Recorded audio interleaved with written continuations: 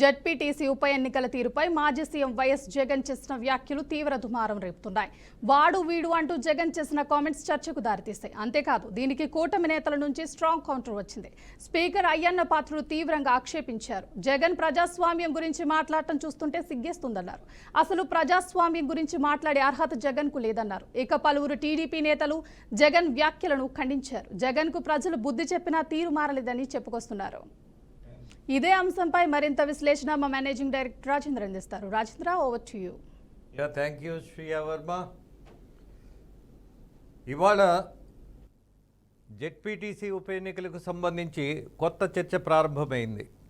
మొట్టమొదటిసారిగా 30 సంవత్సరాల తర్వాత పులివెందులలో మరొక పార్టీ, మరొక నాయకుడు, అక్కడ ఉన్నటువంటి స్థానిక నాయకులకు వ్యతిరేకంగా మాజీ ముఖ్యమంత్రికి అది కంచుకోట. సొంత ఇంటి కంటే కూడా తన సంరక్షణ కానీ లేదా తను తీసుకున్నటువంటి బాధ్యత కానీ అక్కడున్నటువంటి ప్రజల్లో ఆ కుటుంబం పట్ల ఒక నమ్మకం ఉండేది, అలాగే ఒక గౌరవం ఉండేది, ఒక మర్యాద ఉండేది. ఆ తర్వాత జరిగినటువంటి సంఘటనలు, ఇటీవల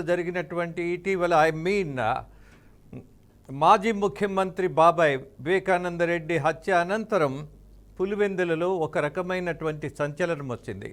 దాంతోపాటు ఇవాళ జెడ్పీటీసీ ఎన్నికలలో ఓడిపోయినటువంటి వైసీపీ నాయకుల పరిస్థితి చూసిన తర్వాత మోస్ట్ ఫ్రస్ట్రేటెడ్గా మాజీ ముఖ్యమంత్రి నిన్న అందరినీ, అక్కడున్నటువంటి ఐపీఎస్ ఆఫీసర్, డిఐజీని మాట్లాడారు. అలాగే అనేక మందిని వాడు వీడు అంటూ, ఇంక్లూడింగ్ ఇవాళ ముఖ్యమంత్రిగా ఉన్న చంద్రబాబు నాయుడు గురించి కూడా చాలా తీవ్రమైనటువంటి దుర్భాషలతో ఆయన అసహనంతో చెలరేగిపోయారు. ఇదే సందర్భంలో ఇవాళ ఆంధ్రప్రదేశ్ స్పీకర్గా ఉన్న Ayyanna Patrudu, the most senior politician from Telugu Desam party, ఆ పార్టీ పుట్టిన దగ్గర నుంచి ఇప్పటి వరకు అంకిత భావంతో అందులోనే ఉన్నటువంటి నాయకుడు, ఆయన కూడా ఇవాళ స్పందించారు.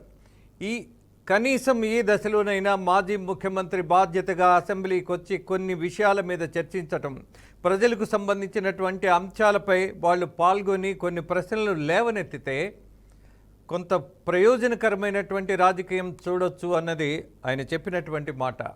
అలాగే ఆయన రాజకీయమైనటువంటి ఆరోపణల మీద వాటి మీద కంటే వాటి గురించి మనం మెన్షన్ చేయటం కంటే ఇవాళ మాజీ ముఖ్యమంత్రి అసెంబ్లీకి రావాల్సిన పరిస్థితి వచ్చిందా? లేదు. కొత్త రియలైజేషన్ ఇవాళ సొంత జాగీరులోనే, సొంత అసెంబ్లీ స్థానంలోనే ఆయన ఓటమి చవి చూసినట్టుగా భావిస్తున్నటువంటి ఒక డిఫెన్స్లో పడిపోయినటువంటి మాజీ ముఖ్యమంత్రి రేపు ఎలాంటి నిర్ణయాలు తీసుకోబోతున్నారు? అలాగే ఈ ఎన్నికల వల్ల వైసీపీ పార్టీ బలహీనపడిందని భావించేటటువంటి వాళ్ళకి ఎలాంటి సంకేతం ఇవ్వబోతున్నారు? అలాగే పాలకపక్షం కేవలం ఈ రెండు జెడ్పీటీసీ స్థానాలు గెలవటంలో ఇవాళ ఉన్నటువంటి అభివృద్ధి పథకాలను చూసే వేశారా, లేక వీళ్ళ మీద ఉన్నటువంటి పాత ప్రభుత్వం మీద ఉన్నటువంటి ఆ నాయకత్వం మీద వ్యతిరేకతతోటి ఓటేశారా? అలాగే ఇవాళ పాలకపక్షానికి సంబంధించిన నాయకులు చెప్తున్నట్టుగా స్వేచ్ఛాపూరితమైనటువంటి పరిస్థితుల్లో అక్కడ స్థానిక ఎన్నికలలో జనం ముందుకొచ్చి ఉత్సాహపూరితమైనటువంటి ఈ ఓటింగ్ సరళిలో పాల్గొనడం వల్ల వచ్చినటువంటి ఫలితమా? ఇవన్నీ చర్చించాల్సిన అంశాలే. ఎనీహౌ ఇవాళ వైసీపీ తన తీవ్రమైనటువంటి ధోరణితో పాటు రాబోతున్నటువంటి అనేక విమర్శలను ఫేస్ చేసేటటువంటి దశను గుర్తించి ఎలాంటి రాజకీయం చేయబోతోంది, ఎలాంటి నిర్ణయాలు తీసుకోబోతోంది, అలాగే ఈ పార్టీ యొక్క సరళి ఎలా ముందుకు వెళ్ళబోతోంది అన్నది ప్రశ్నార్థకం. అలాగే మాజీ ముఖ్యమంత్రి యొక్క ధోరణి, అసహనం చూసిన తర్వాత ఈ అసహనం ఎటు లీడ్ చేస్తుంది? అలాగే దాడులతోనో లేదా దూషణలతోనో ఇంకా రాజకీయం ముందుకెళ్లే ప్రమాదం ఉన్నదా?